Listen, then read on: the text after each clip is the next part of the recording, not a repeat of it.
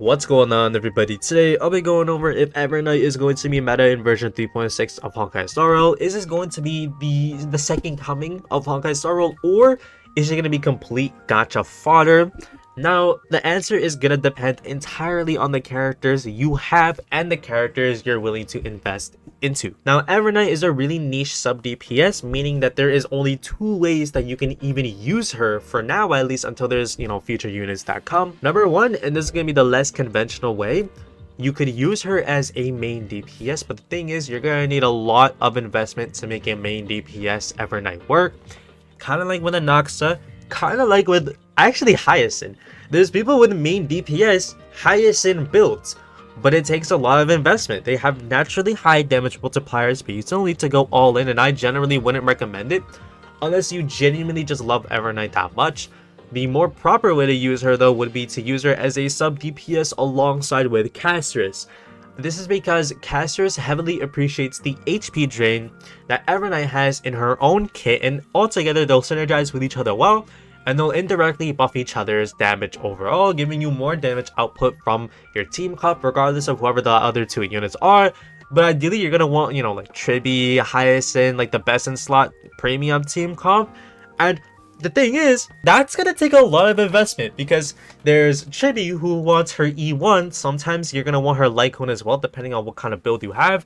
There's Hyacinth who really needs her her S1, right? Her Lycone. There's Casterus who really needs her S1, right? And then there's EVERNIGHT who you're probably gonna get E0 or E0 S1. It's gonna take a lot of investment to make this Casterus team comp work, right? But if you can manage to pull it off, it'll definitely work in the short term, no doubt about it. Casterus, EVERNIGHT, they will go crazy in version 3.6. The real kicker, the real question is EVERNIGHT going to be meta long term? And that ultimately depends on where Casterus will fall long term, because we already know that DPS EVERNIGHT, it could work, but it's probably not going to be functional long term. If it will be, cool, but I have my doubts about it. But the thing is, if you're gonna go for EVERNIGHT and invest into a Casterus team comp, you gotta be ready to push through the endgame once Casterus doesn't get shielded anymore. The thing with Honkai Star Rail's endgame and meta, and I've talked about this in a whole lot of videos, is the reason why DPSs fall off so quickly isn't because of power creep. There is power creep in the game, no doubt about it. Compare Sealy, Jingliu to Fine on an Archer, right? It's night and day, but the big kicker is just how the endgame actually works. With the enemies that are put in there, the actual environment, the buffs, the blessings, all of this kind of stuff, right? Even the weaknesses of the enemies themselves, every little detail is carefully crafted by Hoyoverse to make sure that the newest DPSs, and sometimes even the newest supports, are getting shielded heavily. This is why the Herda felt so much more powerful back then when she first came out compared to now, where she's still strong but not as strong. It's got nothing to do with power creep because the Herda is still an insane DPS. The thing is, she's just not being shielded anymore, and we will see this long term with every single DPS that comes out. Honkai Star Rail is a game where you either are just gonna pull every single meta unit and use them until they stop being shielded, or which you can do with any team comp, invest in them and make sure that they function long term. I'm definitely a victim to the former. I never cared enough about any of my DPSs to be willing to use them in the long term.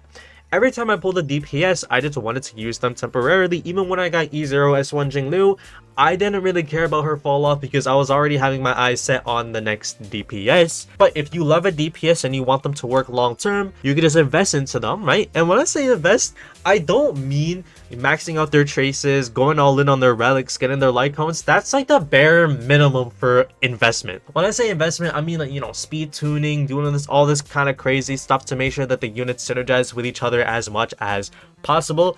There's people with low cost team comps that are clearing with an E0 S0 Sealy. It can be done, right? So with EVERNIGHT, if we know she's going to be meta in the short term because every unit is meta in the short term, we want to answer if EVERNIGHT is going to be meta in the long term, and the answer is going to be maybe. Will she be shielded with, alongside with Casterus, and the HP drain team comp here will go crazy forever? Obviously not. It's just not gonna fly. But they can work, and they will work for quite a while if you are willing to invest. And I know I say this in every video, I sound like a broken record, but it's true. So many people just underestimate how much Honkai Star Rail can take you with your old units. If you simply just invest into said old units, they can take you so far into the end game, right? But that's about it for this video. I have nothing else to say. EVERNIGHT will be good long term with casters if you're willing to go all in on this team comp. You're ready to endure the hard endgame modes when Casteress isn't being shielded anymore, because she's not going to get shielded forever.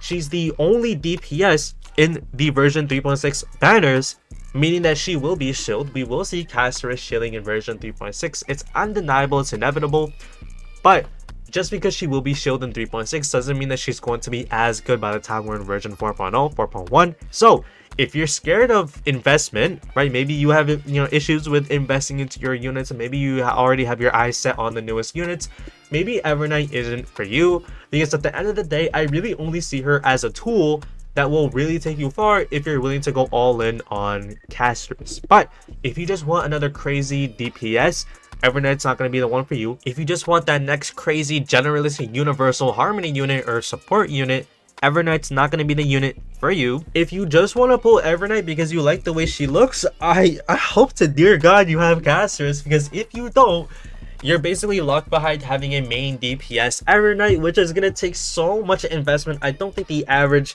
casual player of Honkai Star Rail is even going to be willing to go that far. So just be prepared no matter what state your account is in right now, and maybe you can get lucky and another unit comes down the line that synergizes well with EVERNIGHT, who isn't casteress. But that's wishful thinking. People thought that about Fugue, and ever since Fugue came out, Break has been impossible to run in the endgame without high amounts of investment. Will the same happen with casters and EVERNIGHT? Maybe, maybe not. You literally just don't know. There's no way of knowing. I definitely don't know. But that's about it. I'll see y'all. Goodbye.